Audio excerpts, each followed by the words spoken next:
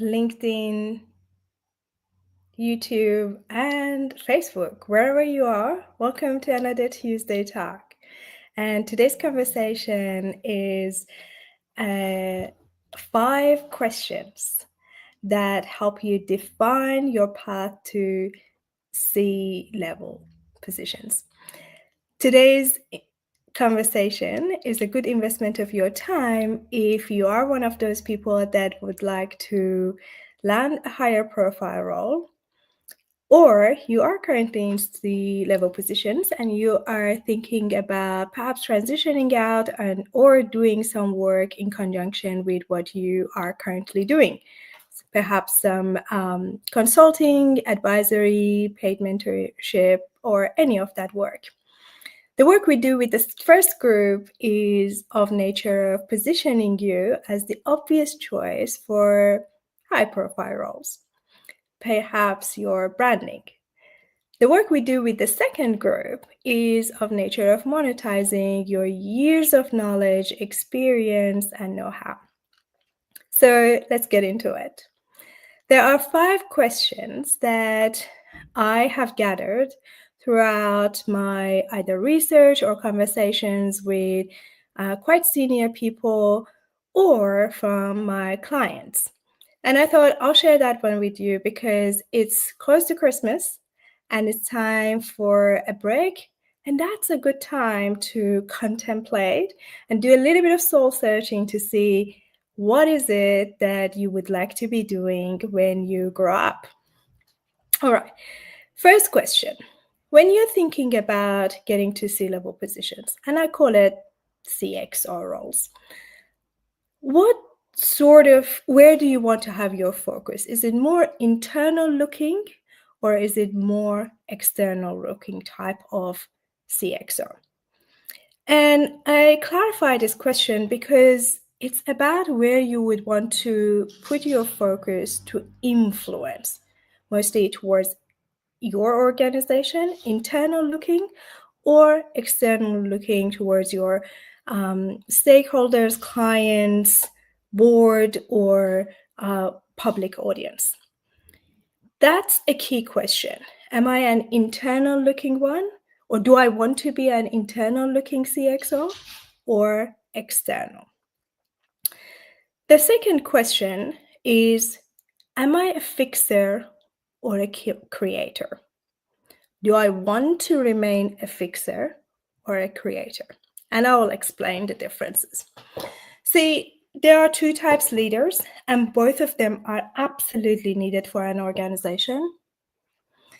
But you just need to make a decision. What is your core skill set? What is your core approach to what you bring to the table? Fixers are responsible for turnaround. They're really good at coming and looking at an organization and see, okay, how can I improve that? And they work with what they currently have. The creators, they are more of innovators. They prefer to work from a blank slate. It's a white sheet, I'll build from scratch.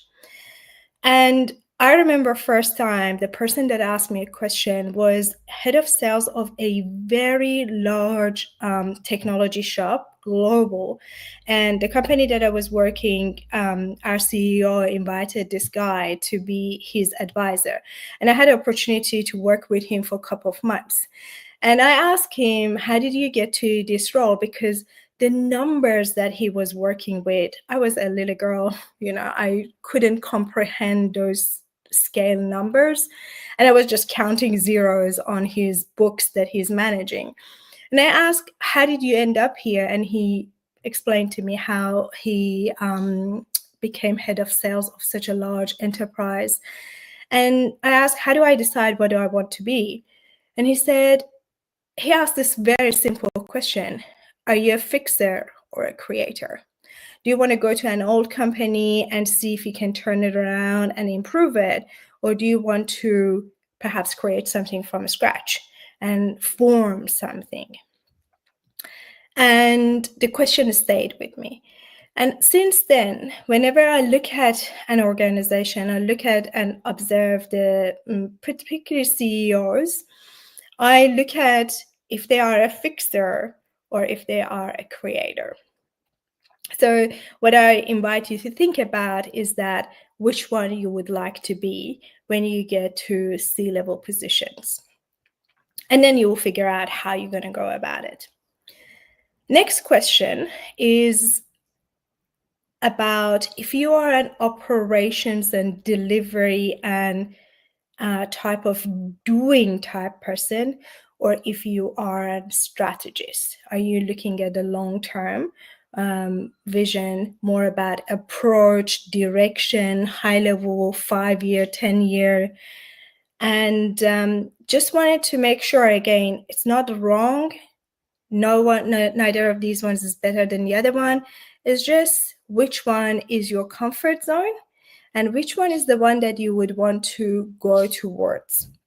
And no, not necessarily, not every CXO necessarily is a strategist. Sometimes they are better at getting something done and executed, and normally they invite and hire a strong strategist by their side. And normally they invite that person from consulting firms. Either way, again, knowing yourself, where are your strengths and which space do you want to operate in, that is giving you a lot of clarity. What's really important when it comes to observing yourself and where you are currently at, look at your weekly or monthly activities. If you are more into timelines and trackers and governance and backlogs and dashboards and not detail, but just where is it at, that's telling me that it's more of operation, delivery, getting something done.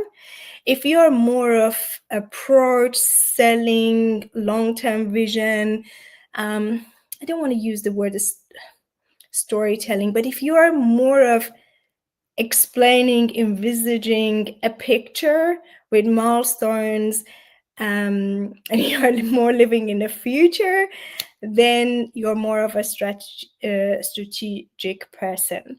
So find out what is it that you're currently playing with, and that will give you a lot of insight into where you're currently at. Next question is your legacy. I know it's a question that is asked a lot, but it is important that you think about it. And let me clarify something about what's my legacy, because I asked this one recently from someone, a quite senior person, and they started to give me their targets. Your legacy is not the targets. Moving something from 3% to 5%, moving a market share from 44% to 60% is your job. It's not your legacy.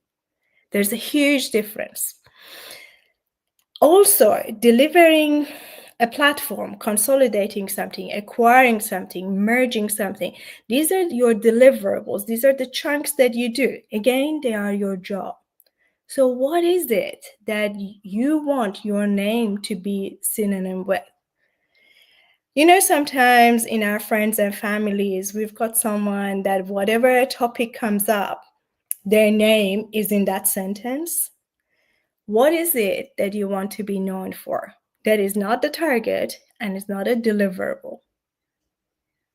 That is the question. All right, final question, fifth question. And this is really critical. And no, you can't pass it to Google, and you can't ask our new friend Chat GPT to answer it for you. Are you ready for visibility? And this is a serious question, because once you get to the C-level positions, you become so visible. What you say, how you say it, in which context you say what, because it can totally be used out of context. You are absolutely seen all the time. And also, if you're working with companies that under, regulatory high, or working with government, you have a new subject for your dreams and nightmares. So asking yourself if you're really ready for those type of visibility is a critical question. And maybe not now, maybe a little bit later, maybe under certain circumstances, but it's reality, and it's reality that a lot of people are not, they are aware of it, but they don't know what that means. So spending a little bit of time researching that, having conversations with people that are on that level would definitely help you to decide, am I ready or am I not ready yet? All right, let me summarize my questions and give you a bullet point version of that, so you can either take a note or have put aside some time to think about them. Internal or external, where is my focus? Either of them is helpful and will definitely lead to growth of the company that is under your guidance and leadership, but you just need to know. Second one, am I a fixer or a creator? Think about it. Third one, am I more of an operation and delivery or more strategic? Fourth, is my legacy that is not a target nor a deliverable? And fifth one, am I ready for visibility? All right, my friend, thank you so much for giving me your time, and I hope I see you next week, same time, same place, and definitely a different topic. Have a good one.